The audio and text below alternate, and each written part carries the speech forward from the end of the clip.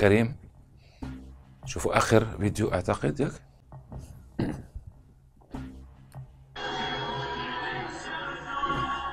من الحدود المغربيه الجزائريه قرب السعيديه.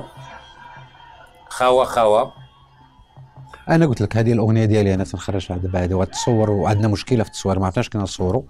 بحال دابا مثلا انا نبغي نكون هنا وتكون درون تتصور، ولكن الجزائر ما تسمحلناش. المنطقه على كل حال عسكريه. ما عسكرياش هما الناس، لا، غادي حدا لابلاج هنا ديال السعيديه. الحدود العسكريه طلعتي الدرون وليتي في خرق جوي. بغاو ولا كرهوا سوف نلتقي بعد. نحن ما عندناش عندنا مشكله مع الشعب، بالعكس الجزائريين تيقولوا فتحوا لنا الحدود.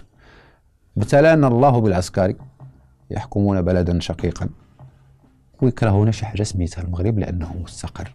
شي تيكون عنده هو 10 ريال وحنا عندنا غير ريال، وبالعاد الريال ديالنا تنكونوا احسن منه 10 ريال ديالهم.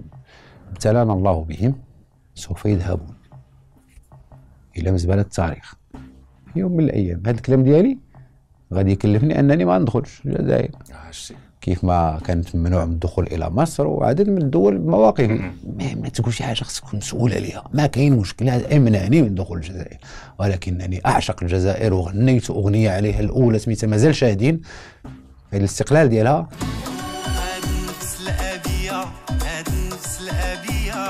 بها عايشين والجزائر هذه هي الكرامه والتضحيه ورضاة الوالدين.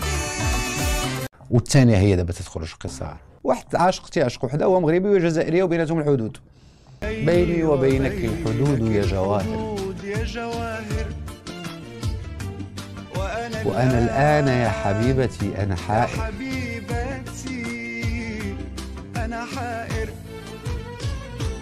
هل أستعير جناح عصفور أنا لست بساحر.